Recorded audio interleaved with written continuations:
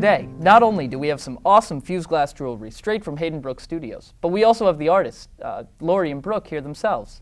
Laurie was a University of Pennsylvania graduate who joined the Peace Corps after college, and Brooke was a graduate of Temple U who studied art and art history. They founded Hayden Brook Studios in 1994 and married a year later. Today, their jewelry is featured in more than 350 shops, galleries, and museums across the country. Thanks for coming, guys. Thanks for having us. Thanks for having us, Great to be here. Laurie, according to the website, it says you've worked in art conservation at Hearst Castle and the Philadelphia Museum of Art. Conserving is a really different, just whole genre from art itself. How do you get involved in fusing? Have you always had an interest in glasswork? I haven't always been interested in glasswork, but it did start as a result of the art conservation field. When I was working in that, we had to really, when you work in art history or when you work in art conservation, you need a strong working knowledge of art history, art, and chemistry. So I was going to college and taking those classes while I was working in the field. And one of the courses that I did take was a glass fusing class. At first I didn't like it, but then I kind of found what I liked to do with the glass and ended up buying a kiln after the class was started and got hooked.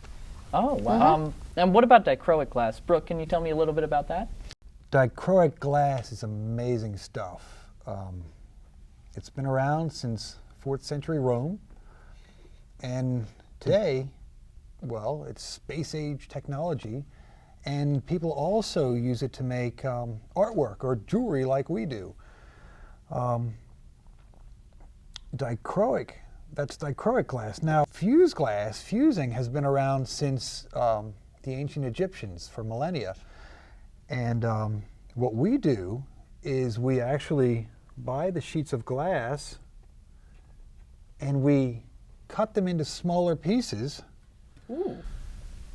And stack it in layers, put it in a kiln, and fuse or melt the glass together.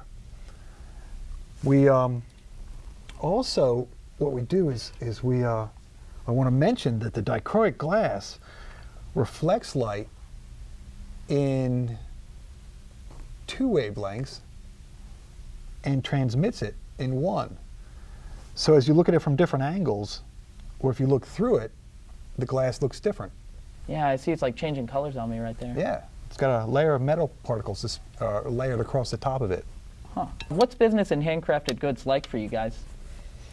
Well, we have to, in our case, we're self-employed. We work in our own home, so we have to manage the distractions of day in and day out life while we're making ourselves go to work in our own house.